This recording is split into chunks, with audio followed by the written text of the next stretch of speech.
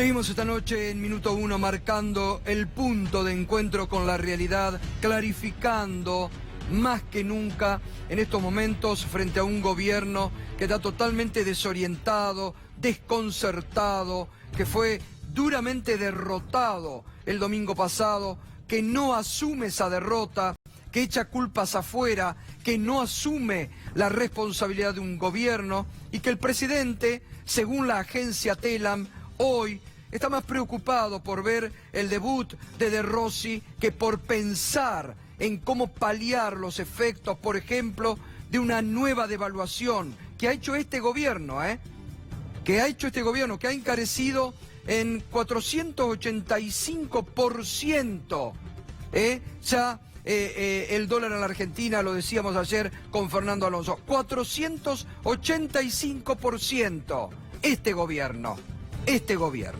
Y ahora están analizando, claro, en el marco de lo que les permite el Fondo Monetario Internacional, lo que les indica, y de tratar de seguir creando algún tipo de relato. Lo que no han hecho en 3 años y medio, no lo van a hacer en un mes. Lo que ayer, la devaluación tremenda, y hoy, que está produciendo las inconsistencias del gobierno, que nos devora el salario y los precios paliativos, ¿van a alcanzar? Bueno, a ver, Fernando, ¿en qué está pensando? Aunque vos me decías antes, en el Ministerio de Economía desmienten o están desorientados en respecto a lo que piensan hacer. Sí, digamos que lo manejan con hermetismo, en parte porque todo esto se tiene que negociar en Washington con la misión o con los funcionarios del FMI. No es fácil ahora que no está Christine Lagarde en el FMI para este gobierno negociar, así que tienen una parada bastante difícil. Pero en principio hay distintos rubros. Uno tiene que ver con ponerle, dicen, más plata en el bolsillo de la gente, y esto es tocar el mínimo no imponible de ganancias, es decir, reducir, pero dicen que no va a ser retroactivo, que va a ser apenas un toquecito de acá hasta fin de año, reducir los descuentos por ganancia. Pero perdón, esto lo habían prometido desde el 2015 y nunca lo hicieron. Bueno, todo tarda tiempo, Gustavo, las cosas llevan tiempo, pasaron cosas en el medio. Subir el salario mínimo vital y móvil, que es una medida que tiene un impacto sobre el salario en negro fundamentalmente y los mínimos de algunos convenios. Y se está hablando de algo para las jubilaciones. No está claro qué podría ser. Probablemente venga con algún subsidio, con algún estímulo, pero que no suba el salario, porque ahí sí el FMI se opondría totalmente. Vienen medidas para las pymes, dice que le van a dar planes de facilidad de pagos en la FIP, que van a suspender los embargos y que van a volver las líneas de crédito subsidiadas para capital de trabajo. Leandro me comentaba recién fuera de cámara que esas líneas parecían muy interesantes, pero que los bancos las instrumentaron tan mal que fue muy difícil para las pymes sacarle algún beneficio. Y otro tema que se está estudiando es qué va a pasar con el precio de los alimentos, y se está intentando negociar con las empresas alguna continuidad, alguna forma de los precios esenciales. Sabemos lo que pasó con la última versión de precios esenciales, pero como todo esto... Una vergüenza, Fernando. Hoy veía algún titular de algún portal que decía: el gobierno analiza qué hacer con precios esenciales. Y si ni llegaron a las góndolas los precios esenciales. Fue otro relato mentiroso del gobierno. Pero como todo se trata de marketing preelectoral, el título lo van a tener de alguna forma, va a estar incluido. Ahora el problema es, si hay que financiar, ¿de dónde van a salir los recursos? Se habló de subir las retenciones al campo. Fue la única medida de todo lo que se conversó a lo largo de estas últimas 2 jornadas, la única medida desmentida rotundamente. Lo único que se aclaró, se preocupó el gobierno en aclarar y desmentir, es que por ahora nadie estudia ninguna suba de retenciones al campo. Veremos si finalmente lo aplica, porque el FMI se los pide, Es lo único que el FMI siempre reclamó, que le suban retenciones al campo, y que es una forma de bajar el costo de los alimentos internos. Claro. Bueno, a eso el gobierno se opone. Bueno, veamos, vamos a ver qué es lo que anuncian frente a esta parálisis estos 2 días. Víctor Fera, que es dueño de varios supermercados, mayoristas, esto opinaba sobre el tema precios. Probablemente los traslados, mañana van a empezar algunos traslados de precios. Sería irrisorio que yo dijera que no va a pasar eso, porque estaríamos mintiendo, y ya de mentira estamos llenos, ¿no es cierto? Pues si usted quiere saber los que más se van a disparar, va a ser harina, arroz, fideo, aceite. Estamos hablando de la canasta más básica de alimentos. La canasta básica va a subir el 70% de lo que suba el dólar, así que eso si era evitable, se va a trasladar en pocos días, mientras que los amigos del presidente, discúlpeme que lo diga así, no pasan nota de... No toman pedidos, no pasan lista de presión, y que están haciendo negocio con el Estado, quédese tranquilo. Bueno, ahí decía Víctor Fera, ¿no? La realidad, reiteremos que los molinos harineros no están entregando harina, podría haber desabastecimiento. Recordemos el récord, vamos a recordarlo, Charlie, tanto que este gobierno ha hablado de Venezuela, Venezuela, Venezuela, y que el coro del periodismo oficialista repetía Venezuela, Venezuela, Venezuela. Fíjese el riesgo país, estamos ya en términos de Venezuela a nivel mundial. Mirá, primero Venezuela con 2.000 puntos, segundo la Argentina de Macri hoy con 1.771 puntos de riesgo país, ahí casi como Venezuela, tanto que el presidente habló de Venezuela, está logrando ser Venezuela en la Argentina de Macri. Fíjese, y mire lo que el mundo dice de Macri y de su gobierno.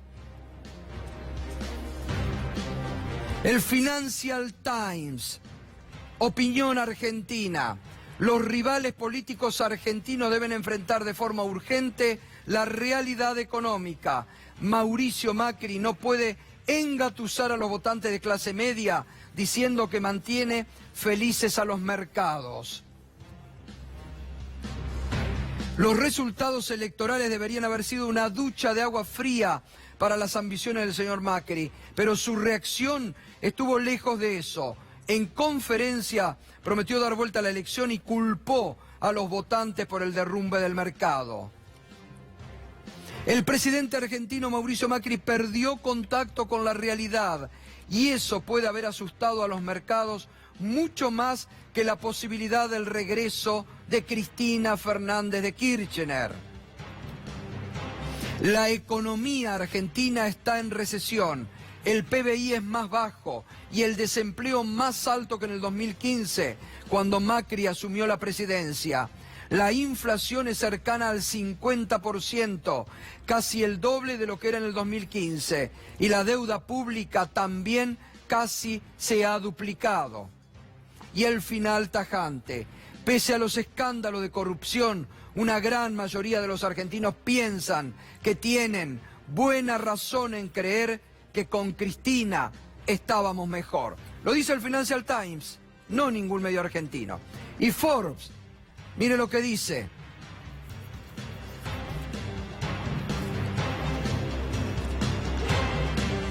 Forbes dice, Wall Street está convencido que el presidente Macri está perdido. Durísimo el título de Forbes. Después de la derrota en una elección primaria que ya dio una buena idea de las posibilidades del presidente argentino, Mauricio Macri en las presidenciales de octubre, Wall Street está casi convencido que Macri está perdido. El peso cayó 30% luego de la noticia de su pobre desempeño electoral, pero se recuperó y terminó el día un 15% más débil. El riesgo país creció 70% y las probabilidades de un nuevo gobierno argentino defaultee crecen, esta vez con un paquete del FMI de 56.000 millones de dólares que mantiene al país unido con cinta adhesiva. Esto lo está diciendo Wall Street, esto lo está diciendo el mundo. Pero fíjense cómo el mundo se ríe de Macri, que ayer salió a decir que el mundo no le creía al kirchnerismo, cuando ningunea al presidente, para no hablar del peronismo o de la oposición unida. Y resulta que el mundo le está diciendo que su gobierno está atado con tela adhesiva. La economía argentina es débil, el Fondo Monetario Internacional es odiado, las posibilidades de ganar de Macri son escasas. ya que enfrenta el coletazo de 4 años de deterioro económico para la mayoría de los argentinos. Bueno, esto lo dice Financial Times, lo dice Forbes a nivel internacional. Abrimos ya el debate. ¿Qué tal, Pino? ¿Cómo estás? Buenas noches. Un gran hacedor, hay que decirlo, de la unidad lograda por la oposición, Pino Solanas. Bueno, ya no solamente lo dicen ustedes, lo dice el mundo, ¿no? Forbes y Financial Times, ¿no? Efectivamente, yo creo que se ha dicho casi todo en este programa y en este canal y en otros medios. Y se dio. Hoy estamos viendo lo maravilloso, sus exégetas dados vuelta y destruyendo el árbol caído, ¿no es cierto? No, el problema hoy de la Argentina es colocarlos en el lugar del pueblo, del conjunto de la población. Yo rescato la posición, el moderado llamado que lanzó Alberto Fernández el domingo. Acá se acabaron las venganzas, los aprietes, etcétera. Acá en este momento es cómo llegamos a octubre sin otros desmadres como estos, porque esto es una provocación social. Bueno, a eso iba, Pino. Es una provocación lo que está haciendo el gobierno. Es una provocación cuando además de todo eso su mensaje es de crítica a un voto innegable que lo reconocen todas las fuentes y todo más. Es una cosa increíble cuando además advierte, amenaza que si este frente, el kirchnerismo, este frente es muchísimo más que el kirchnerismo. Porque ningunea. Ningunea. Este frente ha llegado a unir a grandes sectores, ha unido el peronismo, ha acercado a sectores de 16 partidos conforman esto. Entonces yo creo que están haciendo una nueva mayoría y no lo puede negar a esto. Entonces cuando lo amenaza con si se vota de vuelta en octubre, bueno, el mercado va a reaccionar todavía más violentamente. Todos esos disparates. Yo diría para finalizar, no hay que hacerle el juego a la provocación. En fin. Usted habrá que prender algunas velas. Sí, pero yo creo, y lo decía al inicio, Pino, que el gobierno y Macri está buscando una provocación en Alberto Fernández, en alguno de ustedes, que digan algo para decir, miren lo que piensan, miren cómo reaccionan por lo que dijo. No, están en esa. No, claro. Yo creo, Gustavo, que no es el momento de hacerle el juego a las ideologías y a los discursos. El asunto es cómo llegamos de la manera más ordenada, en paz, a la elección de octubre. ¿Y vos ves al gobierno en esa capacidad o ves un gobierno tipo Nerón? No, lo preocupante y lo angustiante, por eso la población está muy angustiada. Hoy, ayer lunes, los supermercados empezaron a estar vaciados, toda la gente salió a comprar desesperadamente sus alimentos más esenciales. No, el gobierno ha demostrado... El presidente de la República ha demostrado no estar a tono de las circunstancias. En fin, no voy a agregar más adjetivos de los propios que sus periodistas de siempre, las cosas que han dicho de esto. Claro. La verdad que es una verdadera... Sí, el WhatsApp presidencial de periodistas ya se les quedó vacío, sí, ¿no? ya quedó vacío. Entonces, en fin, la preocupación es cómo, con qué sabiduría, con cordura, cómo podemos hacer para llegar solidariamente todos, porque estamos todos acá. El gobierno, sus partidarios, la oposición, todos son castigados cuando se cumplen estas barbaridades, esta improvisación, del cual lo ha demostrado durante estos 3 años y medio, porque no es la primera vez. No, totalmente. Ricardo Forte, Ricardo, buenas noches, ¿cómo estás? ¿Y qué análisis realizás de la conferencia de prensa destemplada de ayer, del domingo a la noche, de un presidente que habla sin tener datos oficiales y que nos manda a dormir para que no nos enteremos de la diferencia notable que había, ¿no? Es como un cierre, ¿no? Un cierre de todo un camino recorrido. Este es un gobierno que ha llegado a partir de una construcción de ficción, una gran fábula, un apoyo y un blindaje inédito de los grandes medios de comunicación. No ha habido en la historia democrática argentina un blindaje de esa naturaleza, que le permitió recorrer 3 años y medio mientras iba destrozando sistemáticamente la vida de la mayoría de los argentinos y argentinas, como si estuviésemos avanzando hacia un país, entre comillas, primermundista, que literalmente terminó asumiendo como realidad aquello que era una fábula. Y algo sorprendente o valioso de la elección del domingo es que ese velo se corrió de una manera impresionante. Claro. Una mayoría de la sociedad volvió a expresar lo que ya las consultoras, las encuestas, los especialistas en marketing político, los Durán Barba de la época habían querido de una vez y para siempre despachar al tacho de la basura, que es la potencia de la realidad cuando la realidad lastima, cuando es injusta, cuando produce miseria, cuando destruye sistemáticamente un país. Y creo que ha habido una respuesta que yo la llamaría extraordinariamente política de una parte significativa de la sociedad argentina. Una respuesta que le dice a los poderes que esta es una sociedad que tiene una memoria de derechos, de igualdad, que tiene una historia en su interior. Y tomemos la palabra mercados. En los años 90, cuando se pronunciaba la palabra mercados, iba junto con la idea de los humores. Cómo se despertaron a la mañana los mercados, claro, y los argentinos de carne y hueso tiemblan frente a, claro, eso. Los mercados no tienen moral. Los mercados actúan no tienen rostro humano. Por supuesto, los mercados actúan en función de sus propios intereses y sobre todo cuando los mercados son absolutamente liberados de todo control. Desde que Prat Guy, no nos olvidemos de ese nombre, tomó una decisión que fue liberar absolutamente, haciendo de la Argentina una timba gigantesca, la entrada y salida de capitales como si fueran dueños de todas las decisiones, ya generó una caja de Pandora espantosa que se unió a un concepto de organización de la sociedad que implicaba desindustrialización, destrucción del salario, destrucción del mercado interno, destrucción de las pequeñas y medianas empresas. Entonces, ese combo que fue protegido, porque esto es el punto clave, en un momento determinado podíamos preguntarnos, ¿será que la ficción le ha ganado definitivamente a la, claro, realidad? ¿Le ganó, claro, a la realidad?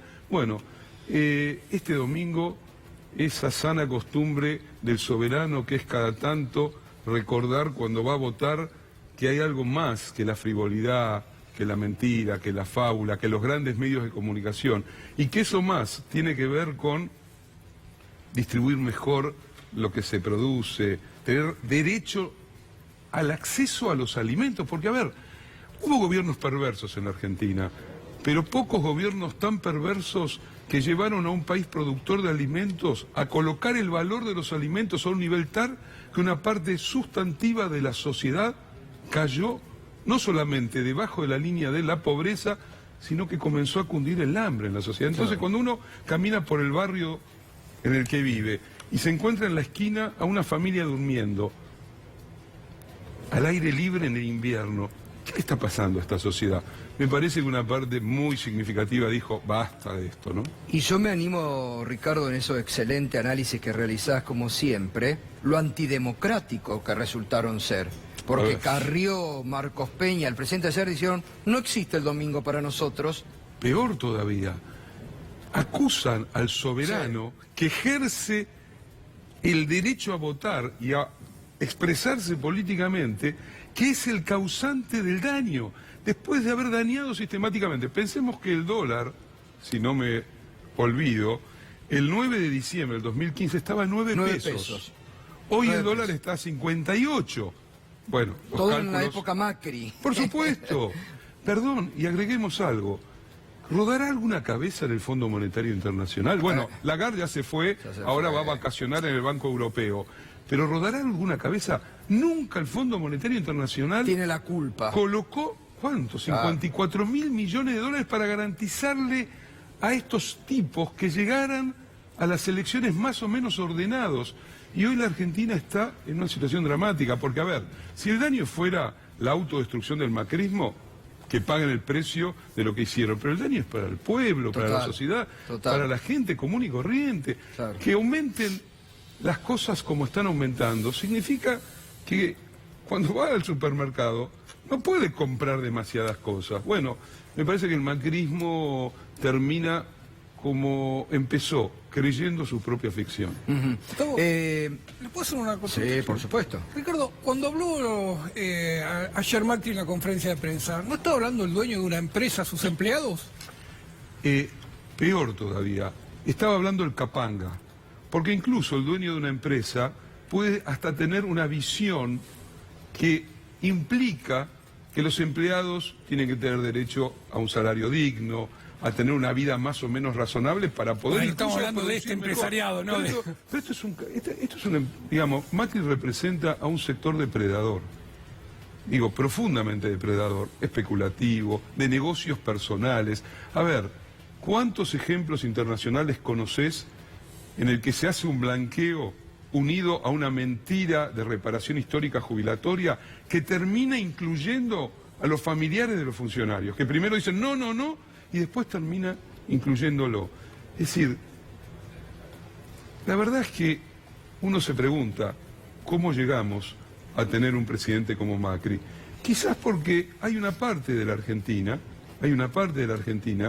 que la verdad ve otro país completamente distinto, piensa desde una trama de valores, porque ojo, que los valores pueden ser positivos o negativos. Total, los claro. valores del macrismo, el emprendedorismo, la meritocracia, el ser vos finalmente responsable de tu propio éxito o tu propia derrota, es un discurso de valores terribles, oscuros, que rompe la idea del encuentro, la solidaridad, de que el país se construye entre todos. O sea, el macrismo fue un dispositivo que buscaba destruir una Argentina ligada a la memoria de los derechos, a la memoria de la solidaridad, de la justicia, y que creyó que se había terminado los famosos 70 años de ese populismo oscuro que llegó para arruinarle a los dueños de estancia el negocio de toda la vida. Bueno, hoy creyeron, fíjense lo que dijo Macri cuando fue a votar, se juegan los próximos 30 años de la Argentina, porque ellos estaban convencidos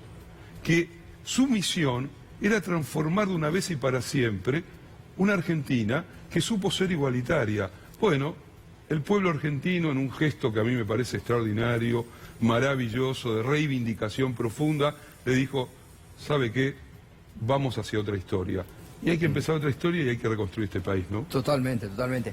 Pino, yo creo que ni Menem se animó a tanto de negar una elección, por lo menos tenía humor, ¿te acordás? Decía, ganamos en Perico, ¿no? Pero ni Menem se animó a tanto. No, ni tampoco se animó a descalificar tanto. Claro, al adversario. Toda su campaña ha sido la crítica al populismo autoritario y todas estas cosas.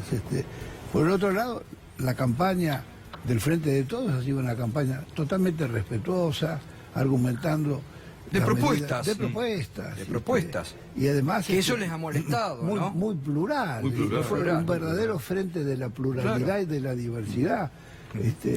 Y hoy es lo que está convenciendo al resto y a los observadores de afuera, ese famoso mundo que mencionaba Macri, hoy está descubriendo que la racionalidad, la sensatez, la propuesta está del lado del pueblo y del lado del Frente de Todos.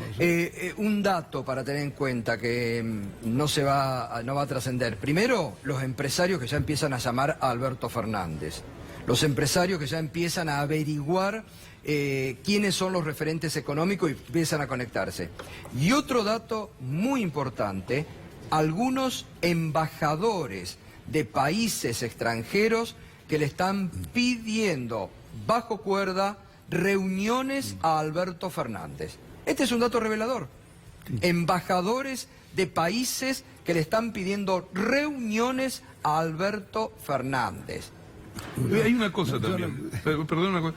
Yo creo que un gesto reparador, en muchos sentidos, que fue la decisión de Cristina de constituir una fórmula como la que conocemos y de generar un espacio como el Frente, donde efectivamente se han incorporado una diversidad de hombres y mujeres que en otros contextos de la historia presente estuvieron separados, en disputas. La democracia es el espacio del conflicto y de las disputas, y no está mal que sea así, pero de vez en cuando urge en el país reconstruirlo, pensarlo en un sentido de reparación, me parece que el gesto de la reparación tiene un punto de partida, que es esa construcción en común que permite una confluencia que hoy lleva, entre otras cosas, a...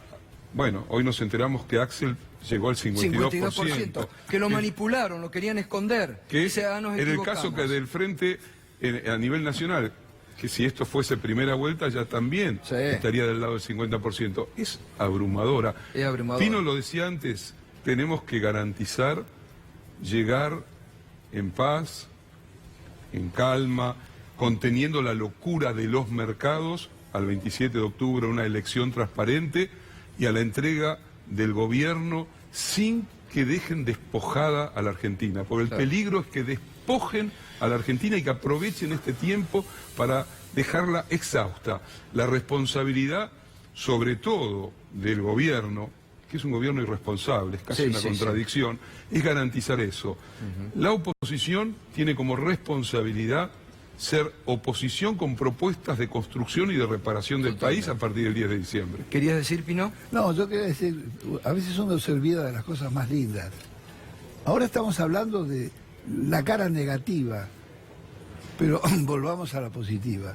El triunfo del domingo es una bocanada de esperanza para toda América Latina. Claro. Vos pensás que el proyecto de Donald Trump, de tener una América Latina domesticada, con la restauración conservadora liberal que vemos en casi todos los países, al menos del sur del continente, bueno, esto es extraordinario.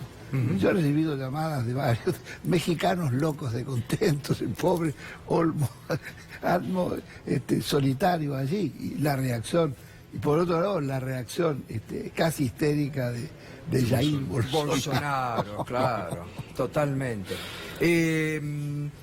Federico Echával, como siempre lo destaco, gran militante que anda pateando los barros, y que bueno, los barrios y el barro, ¿no? Y que tuvo un triunfo contundente en Pilar, ¿no? Muy bien.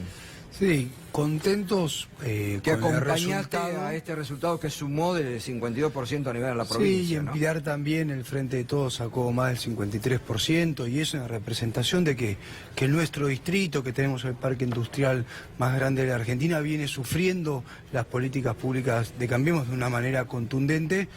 Pero la verdad que muy esperanzado, ¿no?, con esta Argentina que hay que construir entre todos. Haberlo escuchado ayer a Alberto Fernández, a Axel, a convocar a todos los sectores justamente para recuperar a la Argentina, para ponerla en la senda del trabajo, y que el trabajo alcance para llegar a fin de mes, y que ese llegar a fin de mes le permita a los argentinos, a los pilarenses en nuestro caso, cumplir con sus sueños, con sus objetivos de vida, y realmente vemos que es posible, porque si uno analiza las medidas que planteó Alberto Fernández durante la campaña, que como bien decían fue una campaña de propuestas, son políticas absolutamente realizables, ¿no? Especificar las tarifas, que es uno de los grandes desajustes que ha armado este gobierno, porque le impacta desde la gran empresa hasta el abuelo que no puede pagar en su casa la tarifa de luz, entonces vive con preocupación, o el trabajador que después de una larga jornada llega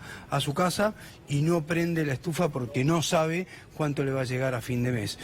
O la reparación en serio, ¿no?, a nuestros jubilados del 20%, y devolverle la posibilidad de los medicamentos gratuitos, que además es un motor importante de la economía, porque nosotros sabemos que nuestros abuelos tienden a consumir, y tienden a consumir en los comercios de nuestros barrios, de nuestras localidades, y eso hace entonces que el comerciante que hoy está dudando entre cerrar la persiana o dejarla abierta, tenga la esperanza que a partir del 10 de diciembre vuelva a haber un gobierno en el que los abuelos van hasta la esquina y pueden comprarle un chocolate a su nieto, y eso hace que vendan un poco más, y así empieza un ciclo económico totalmente distinto al que vemos con este gobierno de Macri.